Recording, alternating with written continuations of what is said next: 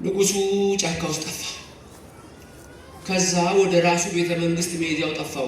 ከጋሻ ጀግኖቹ ተለይቷል። በአማረ በቅሎ ላይ ተቀመጠ። ከዛም ሰውዬ በጫካ ውስጥ ጌሾ ተሸክሞ ይሄዳል። አንተ ሰው እንዴት ዋልክ አለው። እግዚአብሔር ይመስገን። የጎንደርን የቤተ መንግስቱን መንገድ ታውቀዋለህ? አሳምሬ እና እባክህ እስቲ ያሳየኝ። ጌሾ የለም አትቼ እከፍልሃለሁ። ከከፈልከኝ ታዲያ ምን ጨነቀኝ? በልሽ ምራይ አንተ በአማረ በቅሎ ተቀምጠህ እኔ ነግሬ ማለት ተፈናጠጥ ከንጉሱ ጋር አወቀማ ንጉሱ ከንጉሱ ጋር ከዛ በዚህ ወጣ መቼም ይላታል። ይሄ ሰው ያይሰማም በዚህ ጋር ይልቋልኩ ንጉሱ እንደስኮ ይረቀኛል እኮ በላከሰ ነው። ይሄ ሁለተኛ ታሪክ እኮ ነገርማችኋል። በኋላ ወደ ከተማው ሲጠጉ ንጉሱ ጠየቁት። ተኋላ ተፈናጠዋል ከንጉሱ ጋር። ንጉሱን ታውቃቸዋለህ እንደዋለ አንተ ሰው ነው ቀልደኛ ነው። ደግሞ ከንጉሱ ማናት ሶይ ነው ማናት ሶይ ነው ከንጉሱ ከተማ ስንገባ ታውቃቸዋለህ? አቤት ዛሬማ እድል ንጉሱን ላይ አውጣያ። ከሰው ወደ ከተማ ሲገቡ ሰው እንዲያው የድሮ ነገስታት አለ እንዲህ ያደረገ መቆናጸፊያ ይሰግዳል። ሰው ግራ ገብቶታል። መጀመሪያ ንጉሱ ማንን ያፈነጠጡት አንድ ገበሬ ያለቀዋል። ግራ ይገባችሁ ምንድነው ዛሬ ያ ብቻ ይሰግዳል አይቀርም። ከዛ ሰው ሲሰግ አንተ አቤት አሁን ንጉሱን አወቃቸው። የታሉ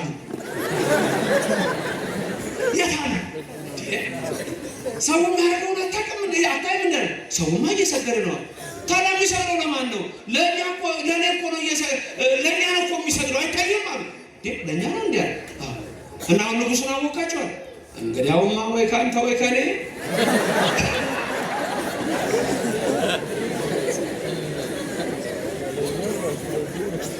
እኔ ይህን በምን ወስደው ነው መሰለሽ ኢየሱስ እና ቃል የሚስሉ መጽሐፍ ውስጥ ተሸክመዋል። አያውቁትም ኢየሱስ ወይ ከአንተ ወይ ከእኔ እንዳሉት እያደገ ሲመጣ እምነታቸው ኢየሱስን አማላጅ ይሉና መጨረሻ ላይ እኔ ኢየሱስ ነኝ ነው ጨረሽ። ወይ ከአንተ ወይ ከእኔ አለ ኢየሱስ ይሻላል።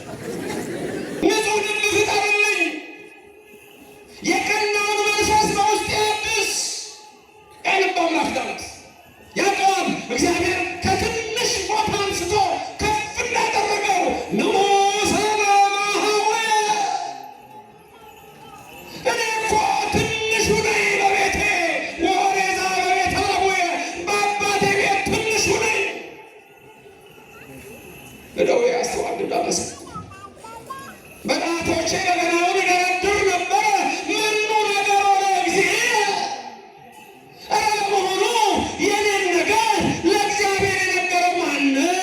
እና ደግሞ ማን ይነግረዋል? እግዚአብሔር እሱ ራሱ የሚያይ እሱ ራሱ የሚሰማ ነውና ከበጎች አንስቶ ንጉሥ አደረገኝ አለ። ያልጠየቅኩትን ሁሉ ሰጠኝ አለ። ይችላል እግዚአብሔር፣ ያደርጋል እግዚአብሔር። ስሙ ለዘላለም የተመሰገነ ይሁን። ከኢትዮጵያውያን ጋር አብሮ ሊጸልይ ምክንያቱም የኢትዮጵያ ሰዎች ሲጸልዩ ጸሎታቸው ቀጥ ብሎ ወደ ሰማይ የሚገባ ስለሆነ እዚህ ውስጥ በየዓመቱ እየሄደ ከኢትዮጵያ ሰዎች ጋር እየጸለየ ይመለሳል። ሄዶ ኢትዮጵያ ጋር ሄዶ የኢትዮጵያ ጸሎት ሰማይ ስለሚገባ የግሪክ አምላክ አማልክት ብሎ እነሱ የሚጠሩት በሚቲዮሎጂ ውስጥ በእነሱ ውስጥ የተቀመጠው ነው። እዚህ ውስጥ መጥቶ ኢትዮጵያ መጥቶ ነው ከኢትዮጵያ ሕዝብ ጋር ሰምቶ ሄዱ። የእነሱ አምላክ ኢትዮጵያ እየመጣ ይማሰራል። ኢትዮጵያ ሕዝብ ትንሽ አይገርምም? ትንሽ አይገርምም? ኢትዮጵያ ትልቅ ነገር እኮ ነው። ስሙ ትልቅ ነገር እኮ ነው ወገኖች። እኛ ጋር ስለሆነ ዝም ብለን እንዳናየው በመጽሐፍ ቅዱስ ላይ ለመጀመሪያ የተጻፈ ስም ነው። የኛ አምላክ በሶስቱ ሕግጋት በሕገ ልቡና፣ በሕገ ኦሪት፣ በሕገ ወንጌል እግዚአብሔርን ያመለከች ሀገር፣ ለእግዚአብሔር ብቻ የሰገደች፣ ለእግዚአብሔር ብቻ የተንበረከከች የግሪክ አማልክት አምላክ የተባሉ የሚማጸኑት ሮማውያን የተባሉ ከንቱ አማልክት የሚከተሉ የአንተ አባቶች ቅድመ አያቶች የአንቺ የጥንት ወገኖችሽ የዘር ማንዘራችን ከላይ ጀምሮ ሲመጣ የነበረው ከንቱ አማልክትን የማያመልክ ለሰማይ የማይንበረከክ ለምድር የማይሰግድ ለተራራ ለወንዝ ለዛፎች የማይንበረከክ በኦሪት ዘጸአት ምዕራፍ 20 ቁጥር 1 ላይ ከኔ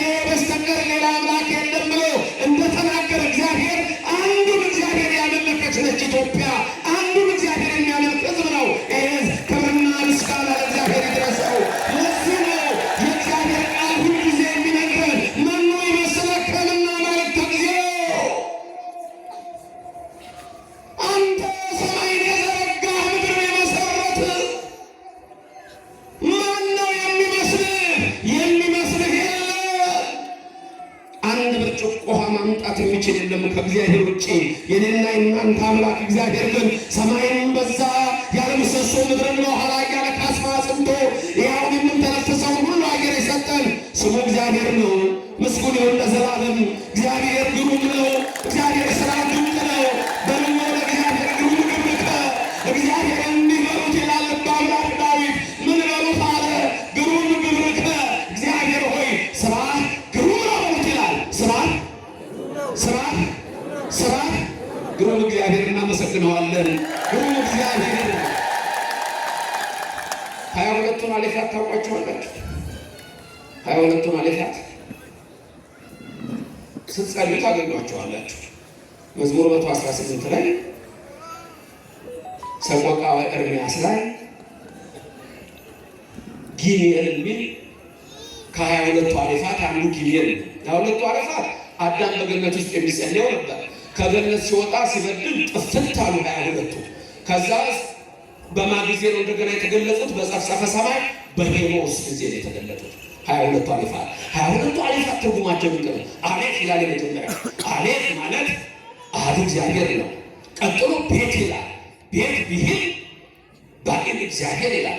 ጊሜል ላይ ሲደርሱ ጊሜል ቢሂል ግሩም እግዚአብሔር ይላል። ግሩም እግዚአብሔር ምስጋና ይገባዋል። አሌፍ አሐዱ እግዚአብሔር። ስንት እግዚአብሔር? ስንት እግዚአብሔር? ስንት እግዚአብሔር? ስንት አሐዱ እግዚአብሔር ነው ያላችሁ? እንደ ግሪኮቹ ልታበዙ ነው እንዴ? ስንት እግዚአብሔር? ስሙ የተመሰገነ ይሁን። ኦሪት ዘፍጥረት ምዕራፍ 1 ቁጥር 1 ምንድን ነው የሚለው? ኦሪት ዘፍጥረት ምዕራፍ 1 ቁጥር 1 የመጀመሪያ መጽሐፍ ቅዱስ አረፍተ ነገር ሲጀምር ምንድን ነው የሚለው? በቀዳሚ ገብረ እግዚአብሔር ሰማይ ወምድር ይላል በግዕዙ። በአማርኛው ደግሞ በመጀመሪያ እግዚአብሔር ምንና ምንም ፈጠረ፣ ሰማይና ምድር።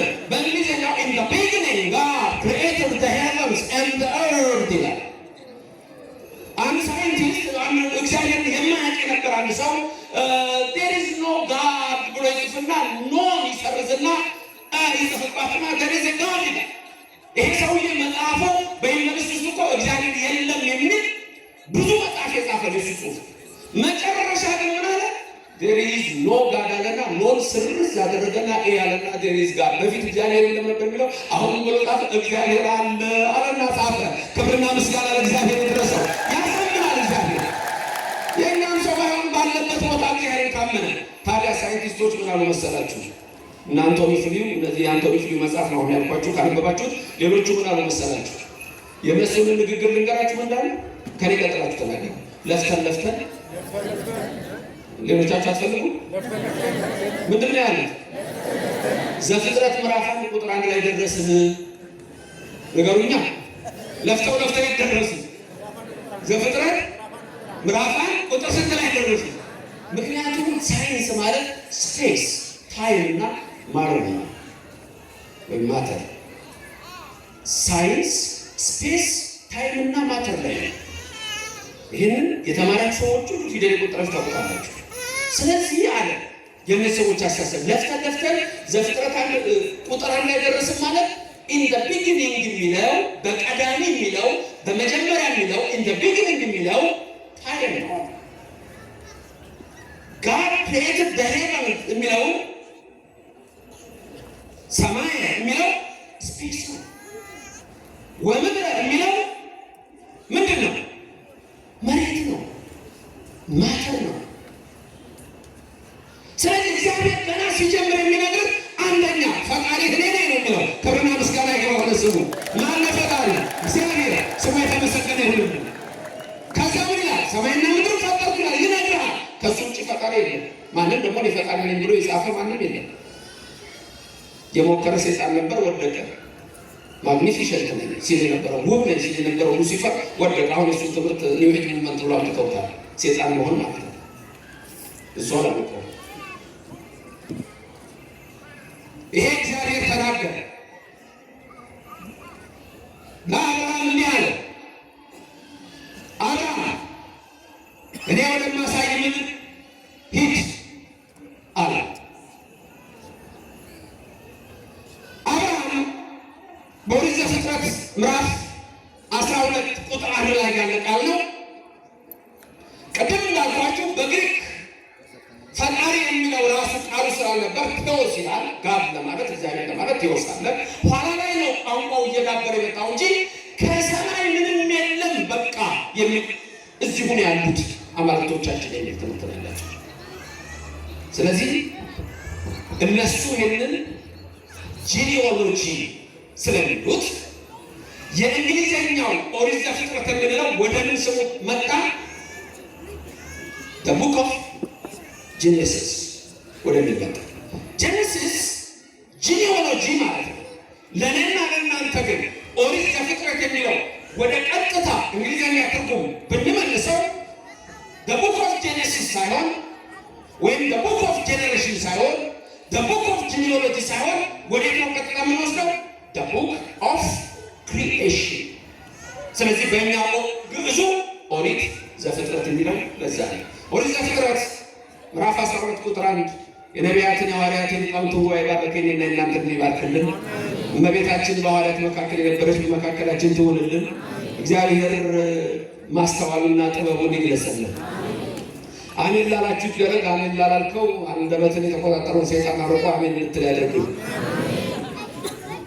ኦሪት ዘፍጥረት ምዕራፍ 12 ቁጥር 1 ወይኔሮ እግዚአብሔር ለአብርሃም ነው የሚለው አብርሃም ነው የሚለው አብርሃም የሚለው እዚህ ጋር አብርሃም የሚለው በኋላ ነው የሚቀየረው። መጀመሪያ ስሙን ነበር አብርሃም፣ የሳራም ሶራ ነበር። ከዛ በኋላ እግዚአብሔር ሲመርቃቸው፣ ሲባርካቸው፣ ሲቀድሳቸው ስማቸውን አብዝቶታል። እግዚአብሔር ስማቸውን ይባርክላችሁ። ስንት ስም አላችሁ? አንድ ነው ያላችሁ? ስንት ስም አላችሁ? ስም እኮ ወሳኝ ነው። እዚህ ስትመጡ እኮ ስም ይሰየምላችኋል። ከመንፈስ ቅዱስ ስትወለዱ እኮ በሥላሴ ማዕተብ ስትታቀሙ ስም አላችሁ። እናት አባት ያወጣላችሁ ስም የለም? ንገሩን እስኪ ማነው ስማችሁ? ንገሩን እሰማለሁ። ስማችሁን ንገሩ ሁላችሁ።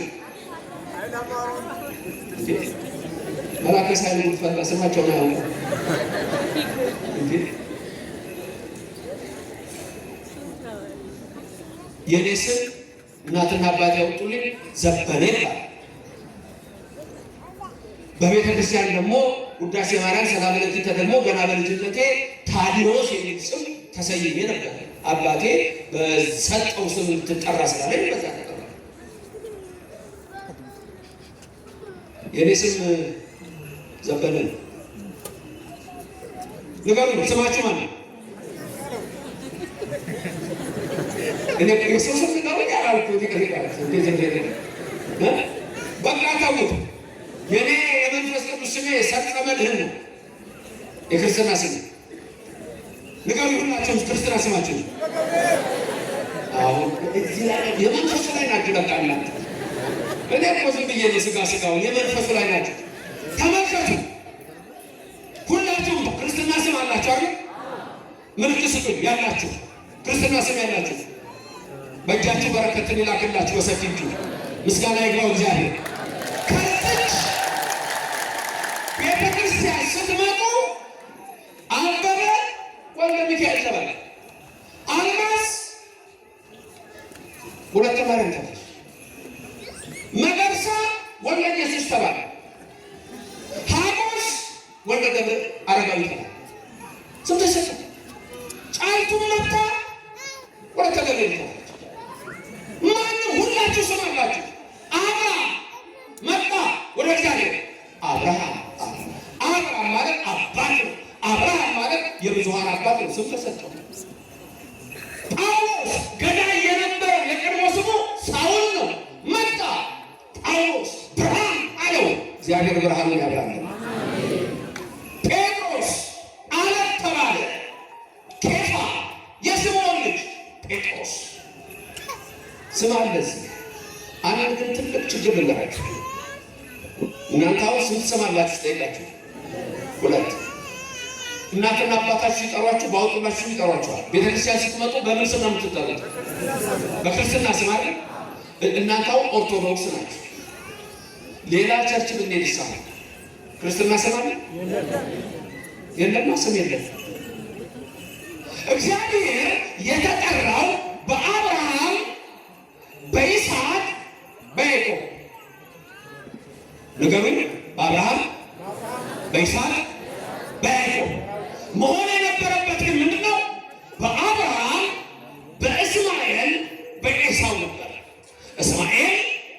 የይስሐቅ ታላቅ ነው። ኤሳው የያዕቆብ ታላቅ ነው። በእነሱ ላይ እግዚአብሔር አልተጠራም። ለምን? እስማኤል የምድረ በዳ አህያ ተባለ። አዛዥ ናዛዥ የለው፣ የሚጭነው የለ፣ እንደ ራሱ ስሜት በሰው ፈቃድ የመጣ ይለዋል። እንደ ሰው ስርዓት ይለዋል። ኤሳው ደግሞ ራበኝ በማለት ለሆዱ አስቦ የነፍሱን ትቶ በምስር ወጥ በቡናውን ሸጠ። ስለዚህ ወጣ። ከዚች ቤተክርስቲያን የሚወጡ ሰዎች ስም የላቸውም። የመንፈስ ቅዱስ ስም የላቸውም። በእግዚአብሔር የተሰየመ ስም የላቸውም። የሚጸለይላቸው ስም። እኛ ግን ስንሞትም እንኳን ነፍስ ይማር የምንባለው በዚህ ስማችን ነው። ዮሐንስ ወንጌል ምዕራፍ 10 ላይ ራሱ ጌታ በልብ መታሰቡ በቃል መነገሩ ከፍ ከፍ ይበልና እንዲህ ብሎ ተናገረ። እኔ በጎቼን አውቃቸዋለሁ፣ በጎቼ ምንን ያውቁኛል፣ በየስማቸው እጠራቸዋለሁ፣ እነሱም ይከተሉኛል። በስምህ ያውቃል፣ በስምሽ ያውቁሻል፣ ሁላቸውም ደግሞ ምን ይሉኛል ያለው ይከተሉኛል። ክብርና ምስጋና ለሥላሴ ይሁን። እንከተለዋለን በምስቲ እንከተለዋለን። አብርሃም ልጆች ያደረጋችሁ ድሮስ። ስለዚህ አብርሃምን እግዚአብሔር ጠራው፣ ና ተከተለኝ አለው። አብርሃም የተባለውንም ኋላ ላይ አብርሃም ይለዋል። ከዛ ምን ሆነ? ሙሴ ይጽፍልናል፣ እግዚአብሔር ይናገራል፣ አብርሃም ይሰማል። እኛም የምንሰማ መንፈስ ቅዱስ ይላል። አሁን ነቢይ በቤተ መቅደሱ እግዚአብሔር እስመ አነ ገብርከ እሰማዕከ፣ ጌታ ሆይ ተናገር በል እኔ ባሪያ እሰማሃለሁ ብሏልና እኛ ባሪያዎቹ እንሰማለን። እግዚአብሔር ይናገር። ማይናገር ማይናገር ማይስማ ዳቤት ማይናገር ማይስማ እኛ አይደለ። እግዚአብሔር የተመሰገነ ነው። በልባችሁ ጻፈላችሁ፣ በአይምሯችሁ ቅረጸላችሁ። አሜን። እግዚአብሔር አብርሃምን ጠራው። ሄሎ እግዚአብሔር ለአብርሃም እግዚአብሔር አብርሃምን እንዲህ አለው፣ ጻ እምድርከ ወእማዝማዲከ ወእምቤተ አቡከ አለ። ተመልከቱ ከየት እንደሚለየው እንዲከተለው እሱ አብርሃም አንደኛ ከምድርህ ካለህበት፣ ሁለት ከዘመዶችህ፣ ሶስት ከአባት ቤተሰቦች ተለየ። ባጭሩ ይሄ እዚህ ጋር እንዲቀመጥ እንጂ አብርሃምን እግዚአብሔር ከጣዖት ተለየ፣ ከጣዖት አምልኮ ከከንቱ ነገር ተለየ። በዛ ሰዓት አብርሃም በአባቱ ቤት ሆኖ ጣዖት ይሸጥ እንደነበር ታሪኩን ታውቃላችሁ። እርግጥ አባቱ ታራም አያምርበትም እንጂ ጣዖቱን እንዲሸጥ ልከው ነበር። ከዛ በኋላ ምን አለው አብርሃም? ጣዖቱ አንድ ቀን ተሸክሞ ገበያ ሄደ። መጀመሪያ ሲሄድ ደከመው። ብዙ ቀን ያደረገው ነው አብርሃም። ጣዖቱን ተሸክሞ ገበያ ሊሸጥ ሄደ። ከዛ በኋላ ምን አለው? ርቦኛል አልባኝ አለ። ምንም እንጨት ነው፣ መልስ የለም። እሺ ጠምቶኛል አጠጣኝ፣ መልስ የለም። እሺ ደክሞኛል መከራ ደግሞ አንተ ተሸከመኝ፣ መልስ የለም። ልበ አምላክ ዳዊት ምን አለ? ዓይን አላቸው፣ አፍ አላቸው፣ እጅ አላቸው፣ እግር አላቸው። ኤርምያስ 10 ላይ ይተክሉታል አይነቃነቅም ማለት። የጣዖት አምልኮ ነገር ሁሉ ከንቱ ነው። በኋላ አብርሃም ገበያ ሄደና ቢራቡ የማያበላ ቢጠሙ የማያጠጣ አምላክ አለላችሁ ብዙ አለ። ሰዎች ሳቁበት። የልጅ አይምሮውን ነካረገው እንዲህ ያለማ ሊገዛው ይችላል። የታራ ዛሬ ምን ሆነ? አንዳንዶቹ ያፈ ባለዕዳ ያቀለለውን አሞሌ ባለቤት አይቀበልም ነው እንዲህ የሚባል ነገር አለ። ተረቱ ላይ ትክክል ከተናገርኩት በኋላ አብርሃም ምን አደረገ? በድንጋይና በድንጋይ መካከል አደረገና ምን አደረገው? ሰበረው። እንጨት ነው፣ የቤተሰቡ ፍጡር ነው፣ አምላክ አይደለም። ከዛ በኋላ ምን አለ? አምላክ ማን ነው አለ አብርሃም። በስነ ፍጥረት ተመራመረ። ብርሃነ ዓለም ቅዱስ ጳውሎስ በረከቱ ይደርብን ሮሜ ምዕራፍ 1 ቁጥር 19 ላይ ይህን ይናገራል። እግዚአብሔር ለፍጥረቱ በፍጥረቱ ይታወቃል አለ። ይህን ቃል ላስላችሁ። እግዚአብሔር በፍጥረቱ ይታወቃል። ለማ ለፍጥረቱ በምን ይታወቃል? በፍጥረቱ። ሰማይን አይቶ እግዚአብሔርን ማወቅ ይቻላል። ምድርን አይቶ እግዚአብሔርን ማወቅ ይቻላል። አዋፍን አይቶ እግዚአብሔርን ማወቅ ይቻላል። አሁን ግን ዘመኑ ወዴት እየሄደ ነው? ወደ ክፉ አስተሳሰብ ስለሄደ ቅድም መምህር ሲናገሩ እንደሰማችሁት ኒው ኤጅ ሙቭመንት የሚለው እሳቤ ከዛፍ ጋር፣ ከሰማይ ዩኒቨርስ ጋር፣ ከምድር ጋር፣ ከወንዝ ጋር፣ ከድንጋይ ጋር እግዚአብሔርን ትተህ እሱን ተከተል፣ መጨረሻ ዩኒቨርስን ታገኛለህ። ዩኒቨርስ ማለት ደግሞ ጂኒ የተባለው ሰይጣን ነው ብሎ የጻፉት መጽሐፋቸው። ብዙ ሰው ግን ይሄን አይደለም። እዚህ መጥተው እናነቃቃለን ወይም የሚሉት የኛ ወገኖቻችን ይሄን ነገር ያወቁት አይመስለኝም። አብርሃም ፀሐይ ነች አምላክ አለ፣ ደመና ከለላት። ውሃ ነው አለ፣ በቦይ ይነዳል። ነፋስ ነው አለ፣ ግድግዳ ሸፈነ። ከዛ ምን አለ? አምላከ ፀሐይ ተናበብ፣ ፀሐይን የፈጠርክ ሰማይን የዘረጋ ምድርን የመሰረተ አንተ እግዚአብሔር ራስህ ተናገረኝ ጥራኝ አለው። ከዛ ነው ወይኔሮ እግዚአብሔር ለአብርሃም የሚለው ቃሉ የሚጀምረው እዚህ ጋር ነው። እግዚአብሔር አብርሃምን እንዲህ አለው። ምን አለው? ጻ እምድርከ ወእምአዝማሪከ ተሰበጥ፣ ተለይ፣ ውጣ፣ ወደማሳይ ምድር ሂድ፣ እኔ ራሴ አሳይሃለሁ። ወሁር ውስተ ምድር እንተ አርአየከ አነ፣ እኔ ወደማሳይ ምድር ሂድ። የትምህርታችን ርዕስ እዚህ ላይ ነው ያለው። እኔ ወደማሳይ ምድር ሂድ። አብርሃም የጠራውን አመነ፣ ወጣ፣ ሄደ ነው። ከዛ በኋላ አብርሃም በመውጣቱ የተሰጠው ጸጋ ዛሬ በኦርቶዶክስ ቤተክርስቲያን ውስጥ ያለን ሰዎች ትልቁ መመሪያችን ነው። ይህ ምንድን ነው? እግዚአብሔር ወደማሳይ ምድር ውጣ ብሎት ወደ ከነዓን ሲወስደው እንደገና እግዚአብሔር አብርሃምን ባረከው። ምን አደረገው? እግዚአብሔር መጀመሪያ ታላቅ ሕዝብ አደርግሃለሁ አለ። ወእሬሰየከ ሕዝበ አብየ ወእባርከከ፣ ታላቅ ሕዝብ አደርግሃለሁ፣ እባርክሃለሁ። እግዚአብሔር ታላቅ ሕዝብ ያደርጋችሁ፣ ይባርካችሁ። ተመልከቱ። አብርሃም ምን አለ? ታላቅ ሕዝብ አደርግሃለሁ፣ እባርክሃለሁ አለ። የአብርሃም ዘሮች በሁለት ምሳሌ ተመስለዋል አይደል? ዘርን እንደ ምድር አሸዋ አበዛዋለሁ አይደል? ከዛስ እንደምን ነበር ያለው? እንደ ሰማይ ከዋክብትና እንደምን አቤት፣ የመጀመሪያ እንደ ሰማይ፣ ሁለት እንደ ምድር አሸዋ። ሲጠይቀው ይሄን ሲያደርገው ደግሞ የሚገርም እኮ ነው። አብርሃም ቀና አለ። በዘፍጥረት ነው። ይሄ ኮስሞሎጂካል ፕሩፍ አርጊመንት ይባላል። ኤግዚስተንስ ኦፍ ጋድ እግዚአብሔር አለ የለም የሚሉ ሰዎች አሉ። እግዚአብሔር ቢኖር የለም እግዚአብሔር የሚሉ ሰዎች አሉ። እግዚአብሔር የለም የሚሉ ሰዎች ከሚረቱበት አንዱ ነገር ምንድን ነው? ኮስሞሎጂካል ፕሩፍ አርጊመንት ይባላል። ምን ማለት ነው? ጳውሎስ ቅድም ያለው እግዚአብሔር ለፍጥረቱ በፍጥረቱ ይታወቃል፣ በፈጠረው ፍጥረት እግዚአብሔር እንዳለ ይታወቃል።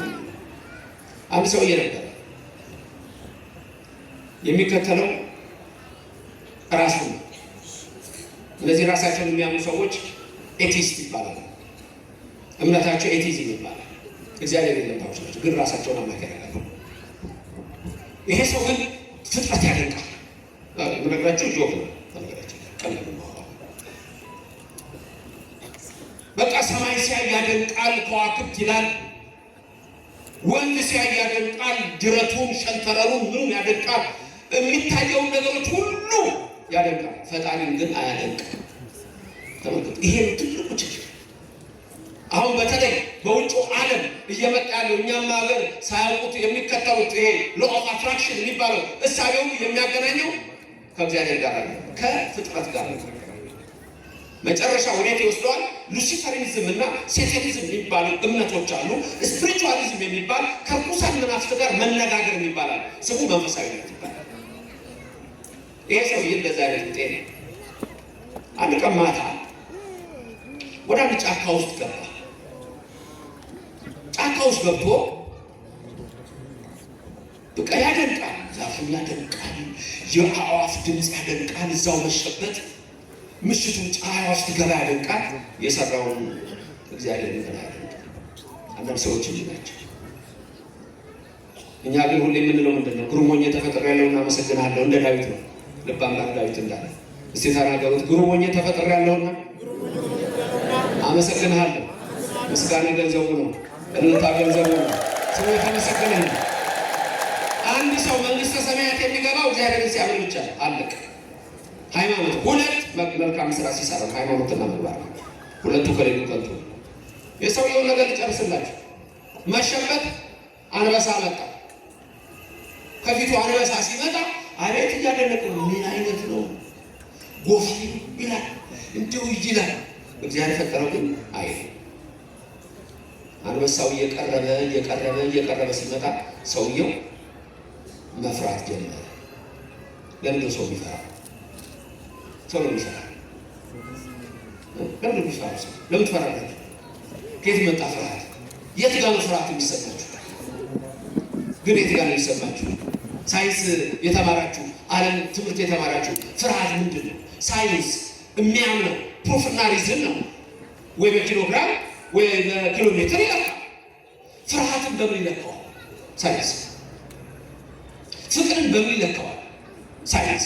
ውበትን በምን ይለካዋል? ሳይንስ የሚወድቀው እዚህ ላይ አያችሁ። ሁሉም በፕሩፍና በሪዝን አደርገዋለሁ ማለት አይችልም ሳይንስ። ለዚህ ነው ሳይንስ የሚቆመው። ግን ለማንኛውም ፍርሃት የት ጋር የሚሰማችሁ? እዚህ ሶስት ነገር ልንገራችሁ፣ ከኔ ቀጥላችሁ ድገሟቸው። ፍርሃት፣ ድንጋጤ፣ ረዓድ። የት ይሰማችኋል? ፍርሃት፣ ድንጋጤና ረዓድ። የት ጋር ነው ፍርሃት የሚሰማችሁ? ድንጋጤ መደንገጥ ማለት ነው። ስትደነግጡ የቱ ጋር ነው ድንጋጤ የሚሰማችሁ? ልብ ላይ ነው ድንጋጤ። ጥሩ። ፍርሃት የት ጋር ሊሆን ነው? የት ጋር ሊሆን ነው ፍርሃት? ምን ላይ ነው የምትፈራው? እንደው ተኝተህ አንዳንድ የሚሰማ ስሜት ፍርሃት የቱ ጋር ነው? ልብን ለሌላ ሰጣችሁት። ፍርሃት ልብ ላይ ነው። ድንጋጤ አይምሮ ማላ ላይ ጭንቅላት ላይ። ረዓድ ደግሞ የመንቀጥቀጥ ስለሆነ በጣም ሰው ሲፈራ የሚጀምረው ከብሉ ነው። የረዓድ ቦታ ደግሞ ጉልበት ነው። በእኛ ተቀምጧል እኮ እያንዳንዱ ነገር ተቀምጧል። ሰውየው ፈራ። ለማንኛውም ዛፍ ያደንቃል፣ የዛፍ ፈጣሪ ያደንቃል። ሰማይ ያደንቃል፣ የሰማይን ፈጣሪ ያደንቃል። ምድር ያደንቃል፣ የምድርን ፈጣሪ ያደንቃል። አራዊት ያደንቃል፣ የአራዊትን ፈጣሪ ያደንቃል። ሰውንም አይቶ ያደንቃል፣ የሰውን ፈጣሪ አያውቀውም። እኛ እናውቀዋለን። ስሙ እግዚአብሔር ነው። ስሙ ለዘላለም የተመሰገነ ነው። እግዚአብሔር ነው የእኛ አምላክ፣ የእኛ ፈጣሪ ሁሉን ያደረገ። ምክንያቱም አንድ ብርጭቆ ውሃ አምጥቶ ያሳየኝ ማንም የለም። ፈጥሮ አንድ ብርጭቆ ቀላል ነው። አንድ ብርጭቆ ትንሽ የምትመስለው አንድ ስኒ ውሃ የፈጠረ ማንም የለም። ምንም ይመስል ከመናገራት ይዞ የኔና የእናንተን አምላክ የሚመስለው ማንም የለም። ስሙ የተመሰገነ ይሁን። ክርስቲያን ላይ እና የዚህ ሰውዬ መጨረሻውን ንገራችሁ። አንበሳው መጣ፣ በግራ እጁ አነቀና በቀኝ እጁ ሊያነቀው ሲል እግዚአብሔር ሆይ ሰው ጠርቶት የማያውቀው እግዚአብሔር ሆይ ሲል አንበሳው ፍሪዝ አደረገ። ፍሪዝ እንዲህ ያለው ቀጥ አለ እንዳሁንቶ። ከዛ እግዚአብሔር መጣና ሲጨንቅ ጠራኸኝ አይደል አለ። ሲጨንቅ ጠራኸኝ ዝም። ያቷን ሰው መልስ አይሰጥም፣ ዝም አለ። እሺ አሁንስ ክርስቲያን ትሆናለህ ታምነኛለህ ወይስ አታምነኝም አለ። አሁን ሰውየው በራሱ አይደል የሚያምነው ሁሉን ነገር። ለዚህ ለአንበሳው ፎርሙላ ማውጣት ጀመረ። ይሄ እኮ አንበሳ የደረቀው በዚህ አይነት ሊሆን ይችላል እያለ ተመራመረ እንጂ እግዚአብሔር ነው ሲል እግዚአብሔር መጥቶ እንዳደረቀለት እንኳን አያውቅም። ከዛ ተመራመረ እና እዛች ለትንሽ ጊዜ እና ታምናለህ አታምንም? አይ ብትፈልግ አንበሳውን ክርስቲያን አድርገዋል። እግዚአብሔር የታዘዘውን ያደርጋል፣ ችግር የለም። እሱ እኮ ለፍቃዳችን ነው። የአንበሳ ድርቅ ብሎ የነበረው ክርስቲያን አድርገው ሲል ወደ ቀደመው ማንነቱ ተመለሰ። ከዛ እንዲያደርገው እጅ አልነበረም አማኝ ሆነ አሁን አንበሳ። ስለዚህ ካመነ ደግሞ ሰው መጸለይ ያለበት አይደል? ቀና ብሎ ጌታ ሆይ ምሳዬን ባርክልኝ። ያለቀ ነገሩ አንዳንድ ሰዎች እስከ መጨረሻ እንኳን ንስሐ መግባት አይፈልጉም። ሰዓት ሲሰጣቸው በመጨረሻይቱ ሰዓት እንኳን እግዚአብሔር እኮ ደግ ነው። ቆይቼ እግዚአብሔርን ደጅ ጠናሁት እሱም ዘንበል አለልኝ። ክብር ምስጋና ይግባው። ተናገር። ቆይቼ እግዚአብሔርን ደጅ ጠናሁት እርሱም ዘንበል አለልኝ። ገብታችኋል? ዘንበል አለልኝ ማለት አንዳንድ ሰው ሲያወራችሁ በደንብ ለመስማት እንዲህ አትሉ። ይኸው እግዚአብሔር እንዲህ መጥቶ ይሰማችኋል። እግዚአብሔር እንዲህ መጥቶ ይሰማሻል። አረ ምን አይነት ደግ አምላክ ነው ያለን! ለስሙ አጠራሩ ክብር ምስጋና ይግባው። እግዚአብሔር ደግ ነው፣ ደግ ነው። በብዙ ቦታ ስጠይቅ የነበረው መላከሳል አንድ ጥያቄ ነበረ። እስካሁን አንድም ሰው ትቼ እሄዳለሁ የሚል አላገኘሁም። እንትን ጠይቄ ነበር ብዙ ቦታ ሳስተምር 100 ብር ወድቆ ጭቃ ቢነካ ትታችሁ ብትሄዱ ብዬ አንድ ሰው ትቼ እሄዳለሁ ያለ ዛሬ ኖር ይሆን ደረሳይ 100 ብር ሹልክ ብሎ ወደቀና ከእጃችሁ ጭቃ ነካ ትታችሁ ብትሄዱ ሰዎች ይሄን አሁን በሶሻል ሚዲያ በዚህ በቲክቶክ በእነዚህ ወጣቶች በሚያሰረክት ያሉ ከዚህ በፊት ተጠይቀዋል። ሊጽፉላቸው ይችላል። ለሁሉም መልሱ በሩስ ትቶ የሚሄድ አንድ ሰው አለ ወይ ሁለት ሰው ጭቃ ነክቶታል። 100 ብራችሁ ምን ይሻላል? ትቶ የሚሄድ ትቶ ማሄድ። እሺ ጭቃውን ምን ታረጉት ነው? ጭቃ ነክቶታል 100 ብር እንዲህ ትንሽ ነካር ቦታ ምን ታረጉታላችሁ? ጥርቅ። ከዛስ ወደ ኪስ ነው። ለምን ምናችሁ ነው? ገንዘባችሁ ነው። አቃጥሩ። እንግዲያው ቀጥሎ እንናገር። ዘፍጥረት ምዕራፍ 1 ቁጥር 26 ወይም እግዚአብሔር እንዲህ አለ። ምን አለ እግዚአብሔር? እኔና እናንተ አብራ ንግበር ሰብአ በአርአያነ ወበአምሳሊነ አለ። ምን አለ እግዚአብሔር? ሰውን በመልካችን እንደ ምሳሌያችን እንፍጠር አለ። በማመልክና በማምሳሌ ነው የተፈጠራችሁት። ማን የፈጠራችሁ? እናንተ የማ ገንዘብ ናችሁ አይደላችሁ? የማ ገንዘብ ናችሁ? አንተ 100 ብርን ጭቃ ጥርግ አድርገህ ኪስ ከተት። ምክንያቱም ገንዘብ ነው። አንቺም ከተሽ ምክንያቱም ምንሽ ነው? እናንተ የእግዚአብሔር ገንዘብ ናችሁ። ገብቷችኋል ነገሩ? እናንተ የማ ገንዘብ ናችሁ? ከዛም ለዳዊት መጸለይ ነዋ። ልበ ንጹሐ ፍጥር ሊተ እግዚኦ መንፈሰ ርቱዐ አድስ ውስተ ከርሥየ። ንጹሕ ልብ ፍጠርልኝ፣ የቀናውን መንፈስ በውስጤ አድስ። የልብ አምላክ ዳዊት ያውቀዋል። እግዚአብሔር ከትንሽ ቦታ አንስቶ ከፍ እንዳደረገው ንዑሰ በማኅበየ።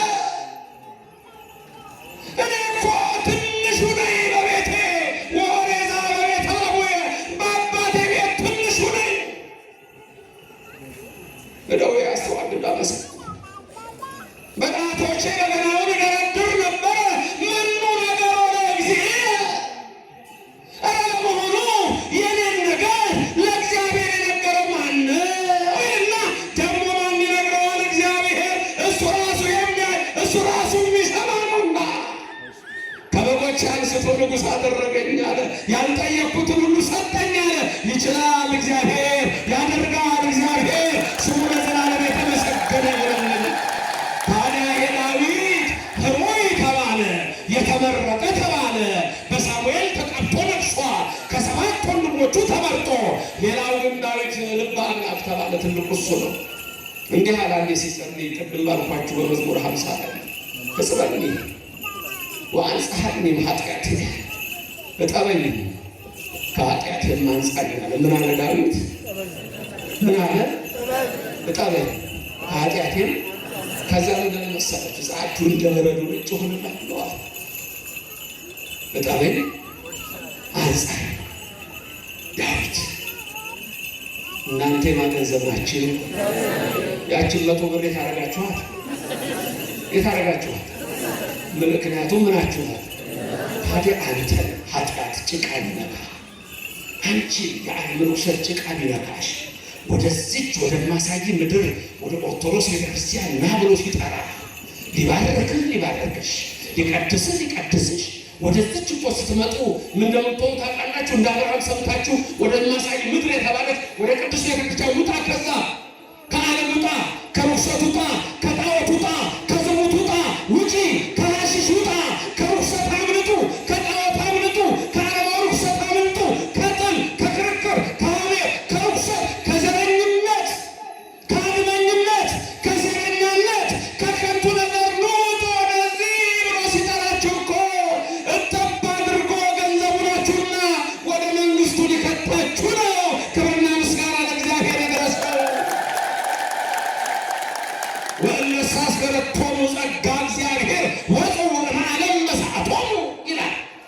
የእግዚአብሔር ጸጋ የጠራቻቸው ፈጥነው ከዓለም ወጡ።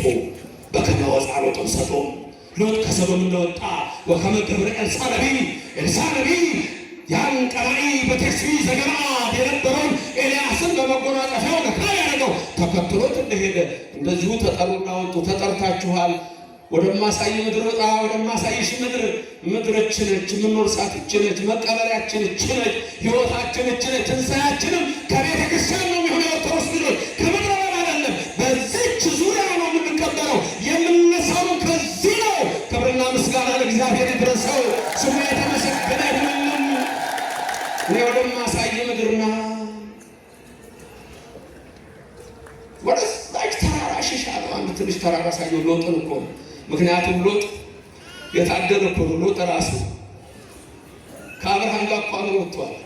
እግዚአብሔር አብርሃምን እባርክሃለሁ ወአዕቢ ስመከ ስምህንም ከፍ ከፍ አድርገዋለሁ። አብርሃም እግዚአብሔር ከፍ ያለው ስማችሁ ከፍ ያለ ስም እኮ አላችሁ። ከፍ ያለው ስማችሁ ስምህን ከፍ አድርገዋለሁ፣ ስምህን አከብረዋለሁ፣ አገኘዋለሁ። አብርሃም የነበረውን አብርሃም አደርገዋለሁ፣ አባት የነበረውን አገ ብዙኃን እለዋለሁ አለና ስሙን ቀየረው። መልካም የሆነውን ስም ይስጣችሁ እግዚአብሔር፣ ስሙ የተመሰገነ ይሁንልን። ይሄ ለአብርሃም ተሰጠው። ወትከውን ቡሩከ ይለዋል። ቡሩክ ትሆናለህ አብርሃም። ዳ ደግሞ ቡሩክነት ለእሱ ብቻ አይደለም። ያ ስሙ ከፍ የሚለው ለእሱ ብቻ አይደለም። ወእባርኮሙ ለእለ ይባርኩከ የሚባርኩህን እባርካቸዋለሁ፣ ወእረግሞሙ ለእለ ይረግሙከ ሊረግሙህ የሚፈልጉ ካሉ እኔ ነኝ ረግሜ ማጠፋቸዋለሁ። እግዚአብሔር አብርሃም ነው። ሰማችሁ? የሚባርኩህን ባርካለሁ፣ የሚንቁህን ግን የሚጠሉህን ግን ምን አደርጋቸዋለሁ? የሚረግሙህን ዛሬ ቅዱሳን ይረገማሉ በብዙ ቦታ። ማቴዎስ 10ን አይታችሁታል። ሐዋርያቱም እንዳላቸው በየምኩራቦቻቸው ይገርፏችኋል፣ ያሳድዷችኋል። ዛሬ ምኩራብ በተባሉ ቸርች ተብለው በተሰየመው ገብረ መንፈስ ቅዱስ ይሰደባል፣ ተክለ ሃይማኖት ይሰደባል፣ ቅዱሳን ይሰደባል። መብርሃን እንኳን ትሰደባለች። ራሱን ባለቤቱን ኢየሱስ ክርስቶስን እኮ ይሰድቡታል። ስለዚህ እግዚአብሔር ምን አለ? የሚባርኩህን የሚመርቁህን የሚረግሙህን እረግማለሁ። ምን ነው ፈራችሁ? ተናገሩ። የሚባርኩህን የሚያመሰግኑህን የሚመርቁህን የሚረግሙህን የሚጠሉህን እኔ እጣላቸዋለሁ። እግዚአብሔር ነው። ገብረ መንፈስ ቅዱስን የሚጣላውን እግዚአብሔር ነው የሚጣላው። ተክለ ሃይማኖትን የሚጣላውን እግዚአብሔር ነው የሚጣላው። ጊዮርጊስን የሚጣላውን እግዚአብሔር ነው የሚጣላው። ይሄው ይሄ ቃል ያለ ዘላለማዊ ነው። አብርሃም የሚባርኩህን እባርካለሁ፣ የሚንቁህን ደግሞ እኔ እግዚአብሔር ንቃቸዋለሁ። ከዚህ በላይ ቃል ኪዳን የለም። ክብርና ምስጋና ለእግዚአብሔር ይድረሰው፣ ስሙ የተመሰገነ ይሁን። አያችሁ፣ ቅድም ያልኳችሁ ስጀምር እኛ መጽሐፍ ቅዱስ አለ። ዛሬ አቡነ ገብረ መንፈስ ቅዱስ ብለን ስንጠራ እግዚአብሔር ለገብረ መንፈስ ቅዱስ የሰጠውን ቃል ኪዳን አውቀን ነው። የሚባርኩህን አቤት የሚረግሙህን። ታዲያ ከዚህ ውጭ ምን ቃል ትፈልጋላችሁ? ኦርቶዶክሳዊ ስምህን ከፍ አድርገዋለሁ። የቅዱሳን ስም ከፍ የሚያደርግ ማን ነው? እግዚአብሔር ነው። የመረጣቸው ማን ነው? እግዚአብሔር ነው የመረጣቸው። እኛን መረጥናቸው። የምርጫዬ ምልክት ንብ ነው። የምርጫዬ ምልክት ጭራ ነው። ዝም አባርራለሁ እያለ የተመረጠ የለም። እንደ ፖለቲካ መሪዎች አለምን የሚባል አለ። ፖለቲካ መሪዎች ከፈለጉ ወንዝ የለም እኛ አካባቢ ከተባለ ወንዙን ማመጣው ብሎ ይመረጣል። ፖለቲካ መሪ ምን ችግር አለበት? ፖለቲከኞች እኮ ፖለቲክ ማለት ግን በነገራችን የተቃሉት ፖለቲክ ዲሽቀል ያስታው ፖለቲክ ውሸት የሚቀላቅል ነው። የእንግሊዝኛው ዲፊኒሽን እንደዛ ማለት ነው። ስለዚህ መጥቶ ነው ፖለቲካ ነው። ሌኒን ነው፣ ማርክስ ነው፣ ኤንግልስ ነው፣ ማኦ ነው። በደርግ ጊዜ እኮ እሱ ነው የመጣ ወደኛ። ወደ መንፈስ ቅዱስ ነበሩ በየቦታ የሚሰቀሉት ማርክስ ኤንግልስ እና ሌኒን ሆኑ። የውይይት ክበቦች ስብሰባ እሁድ ጠዋት ሆነ ሰው እንዳያስቀድስ። በጣም እኮ የሚገርም ነው። ሰው እግዚአብሔር ረሳ። አንዱ የታመመ ሊጠይቅ ወይ ድሮ ያን ገና ሳስተምርም ነገራቸዋለችን አስታውሳለሁ። ዛሬ 20 ዓመታት በፊት የታመመ ሊጠይቅ ነው ይሳታ ነው እሱ። ክርስቲያኖቹ ምን እያወጡ እግዚአብሔር የታመመ ሰው ሆነ ያልኩት የታመመ ሰው ጠይቀህ ስትወጣ ምን እንደምትል እግዚአብሔር ይማር። እሱ ምን ይበል እግዚአብሔር እንደሚላል አቀንቀን ማታ ማታ ተደፍቶ ሊሰጥ ይችላል። ከዛ ምን ይበል ሁሉም እግዚአብሔር ይማር። እሱ ምን ይበል ወንድሜ ለመዳን ሞክር፣ ለመዳን ሞክር። በራስ መዳን አለ እንዴ? ኒውኤጅ ሙቭመንት ነው ይሄ ሎ ኦፍ አትራክሽን ይላል መሰለህ። ራሴን በራሴ ፈወስኩ፣ ራሴን በራሴ አዳንኩ። እንደዚህ አይነት በሽታ ነበረብኝ። ይሄን የጀመረው ፊንሃስ ኩምቢ ይባላል። ጠንቋይ ነው። የኒውኤጅ ሙቭመንት መስራች ነው ፊንሃስ ኩምቢ። የኒውኤጅ ሙቭመንት ይሄ አመቃቂ ተብሎ አሁን እዚህ ሀገር የሚያራምዱት ይሄ ሎ ኦፍ አትራክሽን አንዱ መስራች ፊንሃስ ኩምቢ ይባላል። ልም ያለ ጠንቋይ በፊት ሰዓት ሰሪ ነበር። የሳምባ በሽታ ያዘኝ አለና ራሴን አዳንኩት አለ። ከዛ በኋላ ሰው ራሱን በራሱ ማዳን ይችላል። እዚህ አይ እግዚአብሔር የሚባል ነገር የለም። ራሱ ለመዳን ሞክር አሁን ይባላል። ምን ብያቸው ነበር ቅድም? እያንዳንዱ ነገራችን ምንድን ነው ብያቸዋለሁ? ይሄ እግዚአብሔራዊ ነው። ለዚህ ሁለት የፊሎሶፊካል ኮንሰፕቶች በየብዙ ቦታዎች ስለምናገር አሁን እንድሰማቸው እንፈልጋቸዋለን። ሁለት ናቸው የሚለዩ እኛና ምዕራቡ ነው ወይም ኦርቶዶክስን ከሌላው ዓለም የሚለዩ ሁለት ኮንሰፕቶች አሉ። ፊሎሶፊካል ናቸው። ቃሎቹን ልንገራቸውና በአማርኛ እነግራቸዋለሁ። መጀመሪያ በግሪክ ቀጥሎ በእንግሊዝኛ ቀጥሎ በአማርኛ ልንገራቸው። በግሪኩ ያለው እሳቤ አንትሮፖስ ማለት ሰው ማለት ነው። አንትሮፖሴንትሪሲዝም ማለት ማን ሴንተርድ ማለት ነው። መሰረቱ የተመሰረተው በሰው ላይ ነው ማለት ነው። ሁለተኛው አስተሳሰብ ቴዎሴንትሪሲዝም ይባላል። ቴዎሴንትሪሲዝም የሚባለው ኮንሰፕት ቴዎሴንትሪክ ማለት ጋድ ሴንተርድ ማለት ነው። ሰው ላይ ሳይሆን ማን ላይ የተመሰረተ ነው? እግዚአብሔር ላይ። ይሄ በፍልስፍናው እይታ ነው። አሁን ይሄ ምን ማለት እንደሆነ ልንገራችሁ። ምን ማለት እንደሆነ ልንገራችሁ። እንዴት ዋላችሁ? እንዴት አመሻችሁ? ነገ ጠዋት ባገኛችሁ እንዴት አደራችሁ ስላችሁ መልሳችሁ ምንድን ነው? ጉድ ሞርኒንግ። መልሱ ምንድን ነው? በፈረንጅኛ ጉድ ሞርኒንግ እሱ ማለት ጉድ አፍተርኑን፣ ጉድ ኢቭኒንግ። ጉድ ኢቭኒንግ ጥሩ ጠዋት፣ ጥሩ ከሰዓት፣ ጥሩ ቀን፣ ጥሩ ማታ። እዛ ውስጥ የእግዚአብሔር ስም የለም። ምን ላይ ነው መሰረቱ? ሰው ላይ ነው። አንተ ላይ ብቻ ወደ ላይ ልዩነታችን። የሆነ ሰው ስጦታ ሰጥቶ የእናንተ መልስ ምንድን ነው? ስጦታ ሲሰጣቸው እግዚአብሔር ይስጥልኝ አለ። እግዚአብሔር ይስጥ፣ እግዚአብሔር ይስጥሽ።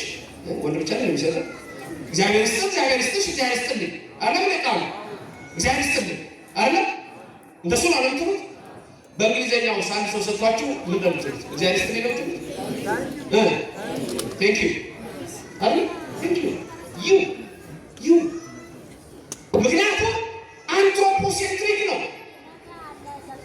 የምዕራቡ ዓለም ከእግዚአብሔር የሸሸበት ምክንያት ሰው ላይ ነው የተመሰረተው። እኔና እናንተ ግን የተመሰረተው በእግዚአብሔር ቅዱስ መጽሐፍ በአባቶቻችን ትምህርት ላይ ነው። ማን መስለን? ማን ያሳደረን? ማን ያዋለን? ማን ያስመሸን? ማን ነው እችን አሁን አየር ምን ተነፍሳትን የሰጠን? እሱ ያልተመሰገነ ታዲያ ማን ይመሰገን ነው? ክብርና ምስጋና ለእግዚአብሔር ይድረሰው። አያችሁ፣ መሰረታችሁ ማን ነው? እግዚአብሔር። ህይወታችሁ፣ ባህላችሁ ምንድን ነው? መጽሐፍ ቅዱስ። መጽሐፍ ቅዱስ ይሄ ነው። ለዚህ ነው ኦርቶዶክስ ተዋሕዶ ቤተክርስቲያን ትልቅ መሰረታዊ ነው። ለቅዱሳን የምንሰጠው ክብር ራሱ ከመጽሐፍ ቅዱስ የተወሰነ ነው። ይሄ ሌላ ቦታ የለም። አሁን ኒውኤጅ ሙቭመንት የሚባል ቅድም መምህሩ ሲናገሩ ሰምታችኋል። የአዲስ የጻፍኩት መጽሐፍ እዛ ብትሄዱ ኒውኤጅ ሙቭመንት ሄዳችሁ እንዴት ዋላችሁ ብትባሉ መልሳችሁ ነው እግዚአብሔር ይመስገን። ኒውኤጅ ሙቭመንት ውስጥ እንደሱ ይሄ እንደሱ ይሄ እንዴት ናችሁ ብትለው ድንቅ ላይ ነው የሚለው። እግዚአብሔር አይጠራም። አንድ ሰሞን አንድ ሰላምታ መጥቶ በዚህ ሰላምታ ላይ አስተምሬያለሁ። ሰው ሲያገኛችሁ ሰላም ነው የሚለው አሁንም የቀረ አይመስለኝም። ሰላም ነው፣ አማን ነው። የእናንተ መልስ ምን ሊሆን ነው? አሎ አይ ተይ ወዴት ነው? ይኸው እንነጋገር እንጂ ሰላም ነው መልሱ ምንድን ነው? አማን ነው። እነሱ አለም እንዴ? ታዲያስ የማቀረ የማስም ቀረ? ቀስ እያልክ እየወጣ ነው ያለው። እንዳትንሸራተች ማይመስገን። እንዴት ዋላችሁ? እንደምን አደራችሁ? እንዴት አመሻችሁ? ማይመስገን መሰረታችን እሱ ነው። እሱን ያኖረን። ክብርና ምስጋና ለእግዚአብሔር ይድረሰው። ወደዚች ምድር ማለት ወደዚች አስተሳሰብ፣ ወደ ኦርቶዶክስ አስተሳሰብ፣ ወደ መጽሐፍ ቅዱስ አስተሳሰብ መምጣት ማለት ነው። ሎጥ ከሰዶም ሲወጣ ትንሽ ተራራ ነበረችና ወደዛ ተራራ ላምጠው ሂድ፣ ወደ ተራራው ሽሽ አሉትና ሚካኤልና ገብርኤል ነበሩ። ቅዱስ ሚካኤል ጋርዳችሁ፣ ቅዱስ ገብርኤል ጋሻችሁ። ሎጥን እጁን ይዘው ቆላውጥ እንዲደቀኛል እኮ የሎጥን ታሪክ ታውቃላችሁ። ሲወጣ ከሰዶም እሱ እዚህ መሀል ላይ አድርገውት ሎጥን ሚካኤል በዚህ ገብርኤል በዚህ ይዞት እንደገና ደግሞ ልጆቹ ይዘው አወጧቸው። ወደዛ ተራራ ትንሽ ተራራ ነች፣ ትንሽ ምድር እኮ እመቤታችን ናት። እናንተ የሰሉስ በዕለተ ሰሉስ እኮ የምትመሰለው እመቤታችን የውዳሴ ማርያም ትርጉሞችን ሰባላችሁ በገዘታ አንቺቱ ጋር አይቱ ውዳሴ ማርያም ላይ የምታውቁ እኮ በዕለተ ሰሉስ እኮ እግዚአብሔር ዓለምን ሲፈጥር በሶስተኛው ቀን ምን አለ? ምድር ሳይዘሩባት እህል ታበቅላለች። አበቀለች። ሳይዘሩባት ያቺ ምድር እመቤታችን ትመስላለች። እመቤታችን ያለ ወንድ ዘር አምላክን ያውም አምላክን ያለ ወንድ ዘር ጸንሳ ወለደች። በዛች ምድር ትመሰላለች ይላል። ይሄን ሁሉ እያመጣ ነው። ክብርና ምስጋና ለእግዚአብሔር ይድረሰው። እና ወደማሳይ ምድር ውጣ። ለጊዜው ከነዓን ነው። በሚስጥሩ ቤተክርስቲያን ናት። በሚስጥሩ እመቤታችን ናት። መጨረሻም ደግሞ ሰማያዊት ኢየሩሳሌም ናት። ገነት መንግስተ ሰማያት ናት። ያችን ገነት መንግስተ ሰማያት ለመውረስ ነው የምንመጣው። ወደዚህ ምድር ስንመጣ ገና ቅዳሴ ሲጀምሩ ምን እያለ ነው የሚመጣ? ሁሉ ዘገብረ ለጽድቅ ጻድቅ ውእቱ ነው የሚላችሁ እኮ። ጻድቅ የሆነ ወደዚህ ይምጣ። ስትመጡ ደግሞ በግልጽ ስለሆነ ነው እንጂ ምን እያሉ ነው የሚመጡት? ካህናቱ ዲያቆናቱ እናንተ ማባችሁ የምትሉት እይበል ፈላሲ ዘገባ ሀለ እግዚአብሔር። ወደ እግዚአብሔር የገባ እወጣለሁ አይደል? ጠርቷችኋልና ከዚች አትወጡም። ፈላሲ ነኝ አትበሉ። መርታችኋል። ትኩራን ሙት ውስጥ ቤተ እግዚአብሔር ናችሁ። በዚህ ትተከላላችሁ፣ በዚህ ትኖራላችሁ። ያን የእግዚአብሔር መንግስቱን ያወርሳችሁ ዘንድ የታመነ ነው። ክብርና ምስጋና ለእግዚአብሔር ይድረሰው። አብርሃም ና ወደማሳይ ምድር ውጣ፣ ወደማሳይ ምድር ውጣ። ለጊዜው ከነዓን ነው። አባቶችን ልጆችን እንዲያወርሳቸዋለሁ አለው። ከዛ በኋላ ከ400 ዓመት በኋላ እንደገና በአራተኛው ጄኔሬሽን በአራተኛው ትውልድ ከግብፅ አውጥቶ እንደገና ከነዓን ከተታቸው። በ9 መቅሰፍት በ10ኛ ሞተረፍ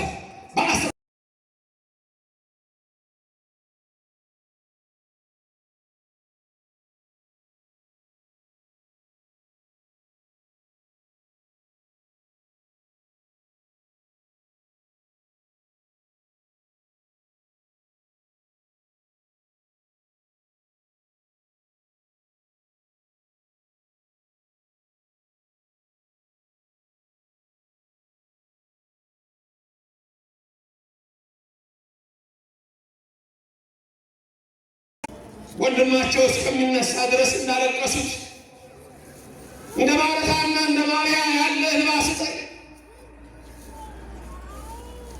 እንባ እግዚአብሔር ይቀበላል። ራሔል ያቺ በግብፅ የነበረች ራሔል ባሏ ስምዖን ይባላል። መከራ ጸንቶባቸው ራሔል በባሏ ፈንታ ጭቃ እንድታቦካ ተብላ ምስኪን ራሔል መንታ ልጆች ጸንሳ የመውለጃዋ ጊዜ ደርሶ ጭቃ ትረግጥ ነበረ። ምጥ መጣ። ጭቃ እየረገጠች መንታ ልጆች ልትወልድ የደረሰች ምስኪን ሴት ያ የግብፅ ወታደር የፈርዖን ወታደር ጅራፉን ይዞ ቆሟል። እባክህ ምን መጥቶብኛል? እባክህ መንታ ልጆች አሉ በማህፀኔ፣ የመውለጃዬ ቀን ዛሬ ነው። እባክህ ልውጣ፣ ከሰማይ ነው አለችው። የፈርዖን ወታደር ብትወልጃቸውም በዛው ትረግጫቸዋለሽ፣ የባሪያ ደም ጡቡን ያጠምቀዋል እንጂ አያጋለውም አላት። ክፎች አሉ እኮ ለሰው የማይራሩ፣ ለአሮጊት የማይራሩ፣ ለሽማግሌ የማይራሩ፣ ለሕፃናት የማይራሩ አሉ። ውጡ! ከዛ ነው ትምህርት። ውጡ! ከገዳይ ትውልድ ውጡ! ከጣዖት አምልኮ ውጡ! ሌላ ነገር የለውም። አብርሃም የጠራው ለዛ ነው።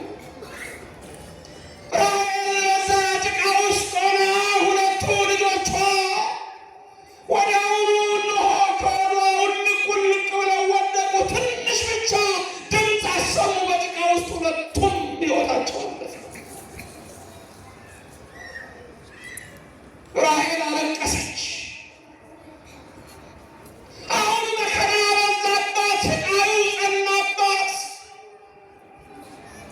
መከራ ሲበዛ፣ ጭንቀት ሲበዛ፣ ኑሮ ሲወደድ፣ ሕይወት ሲጎመጠጥ ሲበር እግዚአብሔር አለ እንላለን። አለ ነገሩ። ራሔል ወደ ላይ ቀና አለች፣ እንባዋንም ወደ ሰማይ ረጨች።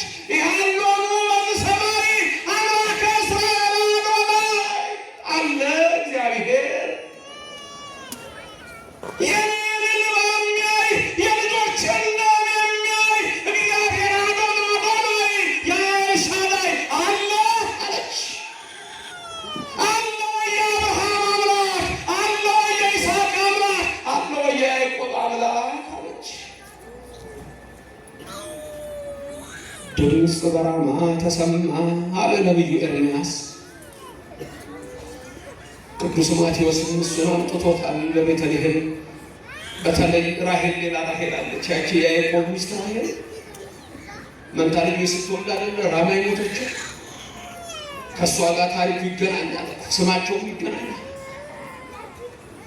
ራማ ስንደርስ አለ ያዕቆብ የምወዳት ባለቤቴ ራሔል ሞተችብኝ ይላል። የሚወዱትን ሰው በሞት ማጣት ሐዘኑ ከባድ ነው። ራሔል ለዛ ሞተችብኝ፣ በራማም ቀበርኳት ይላል። አሁን ከ400 ዓመት በኋላ ነው የዚችኛው ራሔል። ከዛ ከ1500 በኋላ ነው ሄሮድስ 144,000 ሕፃናትን ሲገድል አንዳንድ እናቶች ልጆቻቸውን ይዘው እየሮጡ ወደ ራሔል መቃብር ገብተው ሊሸሸጉ ሲገቡ የሄሮድስ ወታደሮች ገብተው በዛ አንገታቸውን በሰይፍ እየቀሙ ገደሏቸው። ድምፅ በራማ ተሰማ። ራማ የነ ቅዱስ ሚካኤል ሀገር ነው። ራማ የነ ቅዱስ ገብርኤል ሀገር ነው። ድምፅ በራማ ተሰማ። መላእክት ሰሙ። መላእክት ደግሞ ወደ እግዚአብሔር አደረሱት። ሰማዕቱ ገአሮሙ ለሕዝብ አገር እግዚአብሔር። የራሔል እንባ እግዚአብሔርን ከሰማይ አወረደው። ከዛ ደም አፍሰዋልና የመጀመሪያው ተአምር ውሃው ወደ ደም ተለወጠ። ከዛ 9 መቅሰፍት፣ ከዛ 10ኛ ሞተ በግ፣ ከዛ 11ኛ ስጥመት። እግዚአብሔር ድንቅ አደረገ። ያንን ሕዝብ ወረደል። ከዛ ከግብፅ ባርነት አወጣው። ቀይ ባህር ቢደርሱ በአፍንጫ ውስጥ ትንፋስ ቀይ ባህርን ከፈለላቸው። እስራኤል ተሻገሩ። ፈርዖን ሰመጠ። የሙሴን መዝሙር ማርያም እህቱ ዘመረች። እግዚአብሔር ስሙ እግዚአብሔር ነው አለች። ስሙ ማን ነው? እግዚአብሔር ተዋጊ አምላክ ነው አለች። ምን አይነት አምላክ ነው? ድንቅ አምላክ ነው። ስሙ ግሩም ይሁን። ተዋጊ አምላክ ነው እግዚአብሔር። ይወርዳል እግዚአብሔር፣ ይመጣል እግዚአብሔር። ግን ጊዜ ገቢር ለእግዚአብሔር ነው። እሱ የኔና የእናንተ ልብ ሲመለስ፣ የኔና የእናንተ ልብ ካልተመለሰ ውጣ፣ ከጫት ውጣ፣ ከሽሻ ውጪ፣ ከርኩሰት ውጡ፣ ከዝሙት ውጡ፣ ከመለያየት ውጡ፣ ከመነካከስ ውጡ። ችግር ገና ቤት ውስጥ ቁጭ ብለህ ወንድም ከእህት ተቋርጠህ በልብ ቂምና በቀል ይዘህ እግዚአብሔር ይወርድ ትላለህ። አይወርድም። መጀመሪያ ልቡናችን በእግዚአብሔር መንፈስ ቅድም ምን ያለው እጠበኝ አንጻኝ ያለ ምን ያለው ይጠበን። እግዚአብሔር ንጹህ ልብ ይፍጠርልን። እግዚአብሔር ሲፈጥር ይኖራል። ይፍጠርልን ነው ያለውን ቀይርልን። ቀድሰኝ እኮ ነው። ከዛስ በቃ ናውጣ ከጣውት ከዛስ ስምን ከፍ አደርገዋለሁ። ከዛስ እባርካለሁ። የሚባረኩንም እባርካቸዋለሁ፣ የሚረግሙንም እረግማቸዋለሁ። ስምን ታላቅ አደርገዋለሁ። አብርሃም ውጣ አለው። ወትከውን ቡሩክ አለው። ብሩክ ትሆናለህ አብርሃም አለ። ብሩክ እግዚአብሔር ስሙ የብሩክ አብርሃም አምላክ እግዚአብሔር ስሙ የተመሰገነ ይሁን። አብርሃምም እግዚአብሔር እንዳደረገ ወጣ። ወይትባረኩ በከ ኩሎሙ አሕዛበ ምድር፣ የምድር አሕዛብ ሁሉ በአንተ ይባረካሉ። ይህን ቃል ደግማችሁ የምድር አሕዛብ ሁሉ በአንተ ይባረካሉ። በማን ትባረካላችሁ? በአብርሃም የነገራችሁ እኮ የምድር አሕዛብ ሁሉ አብርሃም በአንተ ይባረካሉ። በማን ይባረካል? በአብርሃም። በገብረ መንፈስ ቅዱስ ይባረካሉ። እስቲ አትባረኩ? አትፈልጉ? በእንደ አቅረቡ ለከሳተው ማይ ነው። ወደ የከቆ ነው ዘፈታው ይስጠይ እኮ ነው። ከፈለክ ትባረካለህ፣ ካልፈለክ ትረገማለህ። እሱስ አይደርስባችሁ። የኦርቶዶክሳውያን አይደላችሁም እንዴ? የቅዱሳን ክብር የላችሁም እንዴ? ዳዊት በመዝሙር 33 ምንድን ነው ያለው? ጻድቃን የሚጠሉ ይጸጸታሉ አላለም እንዴ? ጻድቃን የሚጠሉ ምን ይሆናሉ? ይጸጸታሉ። ኦርቶዶክስ አትጸጸትም።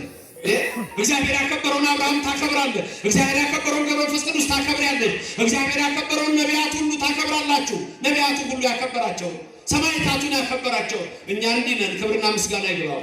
ታዲያ ራሱ ምን አለን? በብርሃን ዓለም ቅዱስ ጳውሎስ አድሮ ኤፌሶን 2:20 ላይ እናንተ እኮ በነቢያትና በሐዋርያት መሰረት ላይ ታነጻችኋል ያለ። ቅድም ያልኳችሁ የታነጽንበት እግዚአብሔራዊ ነው። በማና በማ ልድገምላችሁ ቃል እናንተ በነቢያትና በሐዋርያት መሰረት ላይ ታነጻችኋል። ነገሩኛ አሁን በማና በማን ነው? በነቢያትና በቃ ታዲያ ኦርቶዶክስ እኮ ይሄ ነው የሚለየን እኮ ከሌላው። የሐዋርያትና የነቢያት መሰረታቸው ክርስቶስ ነው። ለአብርሃም እኮ ወንጌልን ሰበከለት ይላል። ገና ያኔ እኮ ነው እግዚአብሔር ለአብርሃም ወንጌል እኮ በብሉይ ዘመን የለም። ኦሪት ዘፍጥረት 14 ቁጥር 17 ላይ ስትመለከቱ አብርሃም ለአምስቱ ነገሥተ ሰዶም ረድቶ አራቱ ነገሥተ ኮሎዶ ጎሞር ድል መጥቶ ሲመጣ መልከጼዴቅን አገኘው። ለመልከጼዴቅ ሲያገኘው ምንድን ነው የሆነው? ህብስት ይዞ አኮቴቱ ህብስት አኮቴት ጽዋ በረከት ይዞ በሴዊ ሸለቆ እግዚአብሔር አብርሃምን በመልከጼዴቅ ባረከው። ወንጌል ለአብርሃም ተሰበከች ይላል። ገላትያ ምዕራፍ 3 ስትመለከቱ ቁጥር 8 ላይ አስቀድሞ እግዚአብሔር ለአብርሃም ወንጌልን ሰበከለት ይላቸዋል። አስቀድሞ ወንጌልን ሰበከለት። ድንቅ እኮ ነው። በዘር አሕዛብ ሁሉ ይባረካሉ እኮ ነው። ዘፍጥረት 27-29 ያ ቃል እየጨመረ ነው የመጣው። አሕዛብ ሁሉ ይባረካሉ፣ ለወንድሞቹ ጌታው ይባርክ እያለ ቡራኬው ሲቀጥል ታውታላችሁ። ዘፍጥረት 22 ቁጥር 18 ላይ የምድር አሕዛብ ሁሉም በዘር ይባረካሉ ቃሌን ሰምተሃልና እያለ ይጨምርለታል።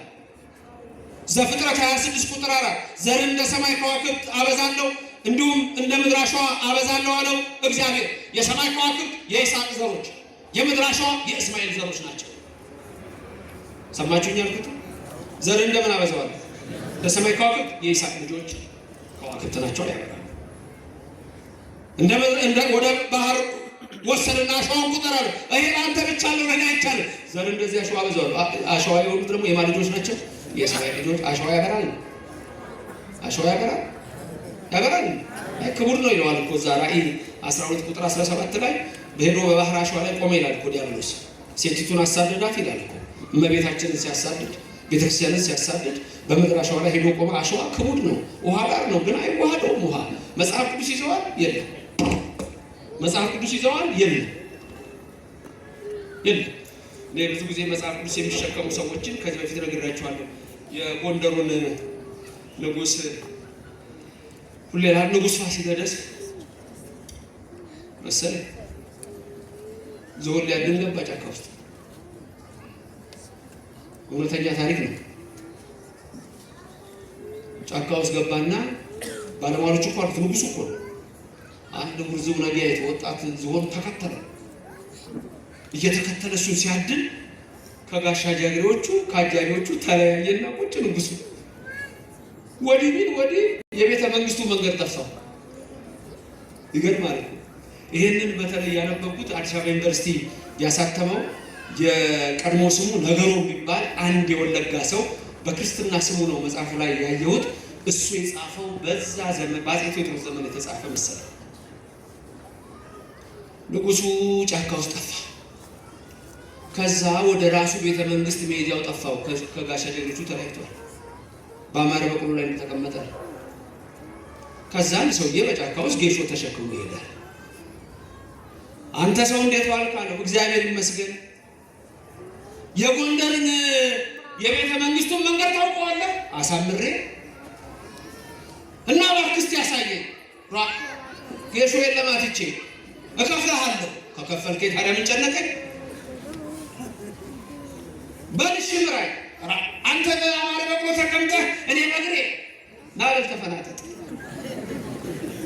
ከንጉሱ ጋር አወቀማ ከንጉሱ ጋር ከዛ በዚህ ውጣ መቼም ይላቸዋል።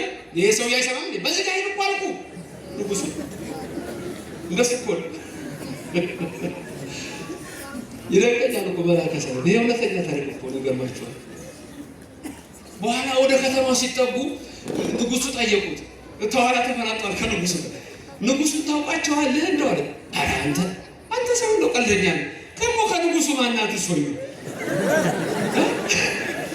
ማናት እሱ ነው ከንጉሱ ከተማ ስንገባ ታውቃቸዋለህ። አቤት ዛሬማ እድል ንጉሱን ላይ አውጣያለህ። ከዛ ወደ ከተማ ሲገቡ ሰው ያው የድሮ ነገስታት አለ እንዲህ እያደረገ መጎናጸፊያ ይሰግድ የለ ሰው ግራ ገብቶታል። መጀመሪያ ንጉሱ ማንን ያፈነጠጡት አንድ ገበሬ ያለቀዋል። ግራ ይገባችሁ ምንድነው ዛሬ ያ ብቻ ይሰግዳል አይቀርም። ከዛ ሰው ሲሰግድ አንተ አሉት አቤት አሁን ንጉሱን አወቃቸው አለ። የታሉ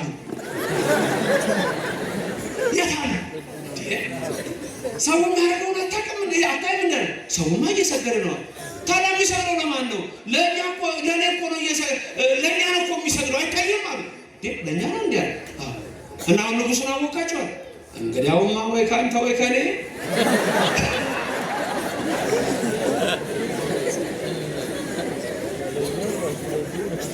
እኔ ይህን በምን ወስደው ነው መሰለኝ ኢየሱስ እና ቃል የሚስሉ መጽሐፍ ውስጥ ተሸክመዋል። አያውቁትም ኢየሱስ ወይ ከአንተ ወይ ከእኔ እንዳሉት እያደገ ሲመጣ እምነታቸው ኢየሱስን አማላጅ ይሉና መጨረሻ ላይ እኔ ኢየሱስ ላይ ነው ጨረሽ። ወይ ከአንተ ወይ ከእኔ አለ ኢየሱስ ይሻላል።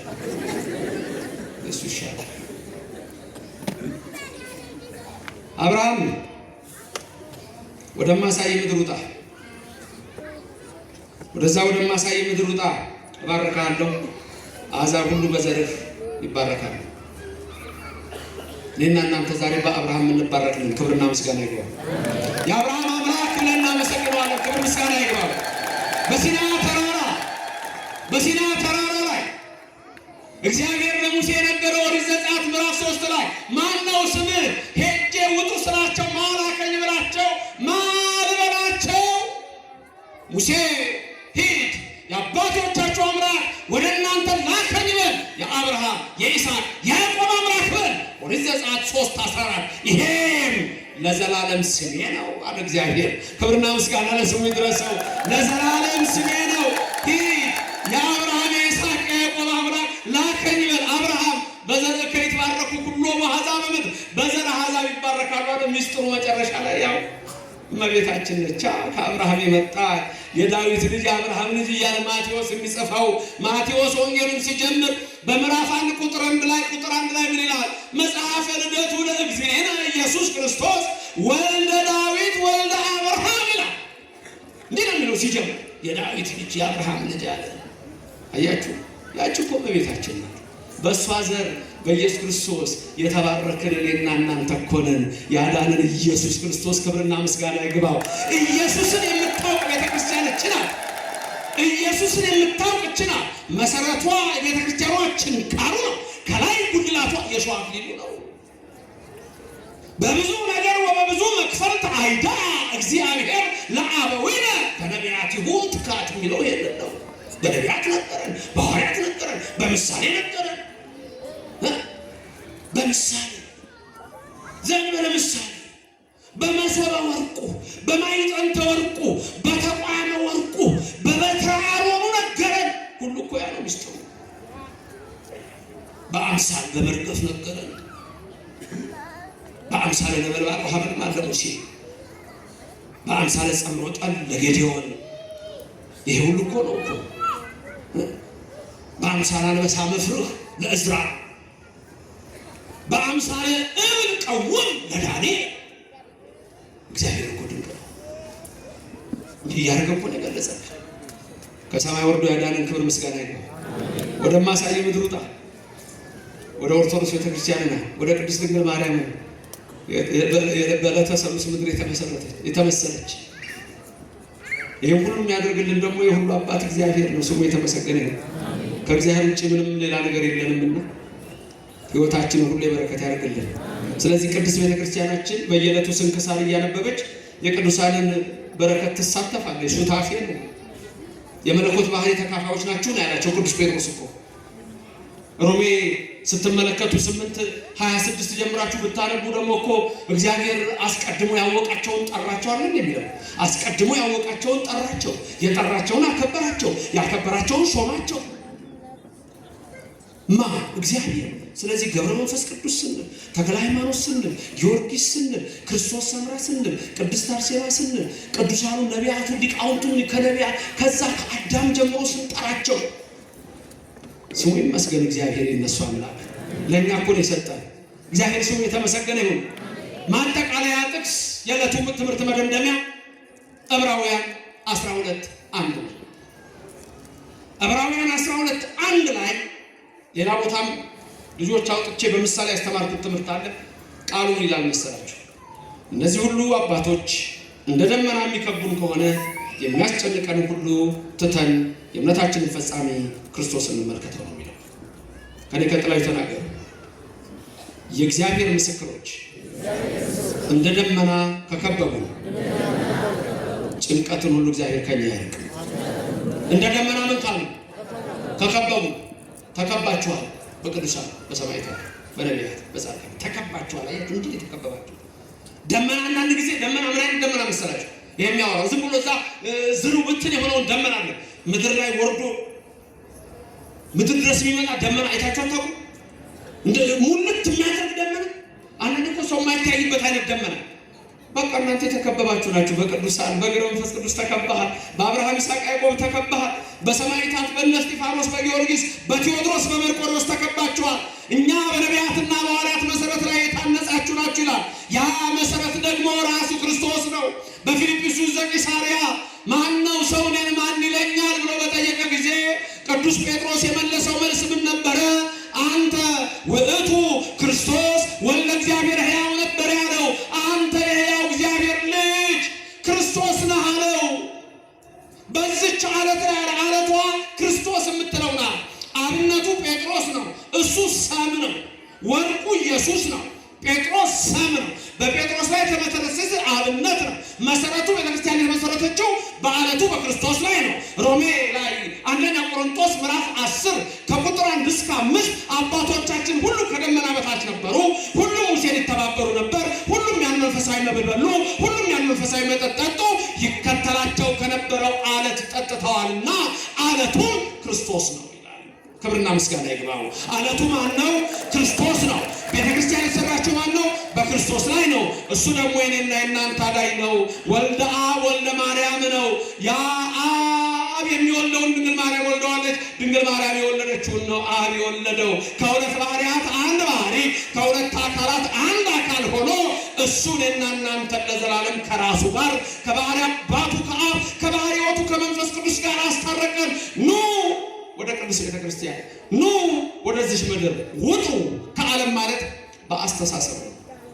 በአስተሳሰብ መውጣት ነው። የትም ቦታ ክርስቲያን ናቸው። እዚህ ቦታ ደግሞ ቃል ኪዳኑ ታቦት ፊት እሱን ተማጽነን እንኖራለን። ወደማሳይ ምድር ውጣ፣ ወደማሳይሽ ምድር ኑ። ወደዚህ ቃሉ ኑ። አባቴ ብሩካ ኑ። አንድ እኮ ነች፣ አንድ ፊደል ኑ። ሌላ እኮ የለውም። ኑ የቆሙ አለቀ። አንተ በግራ አትቆም። ኦርቶዶክስ በግራ ይቆም። ማን ያለው በግራ እንዴት ሆነ የምትቆመው? እኔ አንድ ቦታ ሳስተምር አንድ የድሮ በገና ደርዳሪ ያለውን ነግሬያቸዋለሁ። በሉ ላስበላችሁ እስቲ። ስጋህን በልቼ ደምህን ጠጥቼ ተኮነን ብትለኝ ይዤ እወርዳለሁ እኔ ምን ቸገረኝ። ምን አይነት ሰው ነው? ምን ማለት ነው ግን ሚስጥሩ? ይዤ እወርዳለሁ እኔ ምን ቸገረኝ። አሁን መናቁ አይደለም እኮ ስጋህን በልቼ ደምህን ጠጥቼ ሲኦል ግባ አትለኝም። ሲኦል ላንተ አይስማማም። ሲኦል ላንተ አይስማማም። ስለዚህ እኔ ስጋህን በልቼ ደምህን ጠጥቼ ንስሐ ገብቼ ሲኦል ግባ አትለኝም።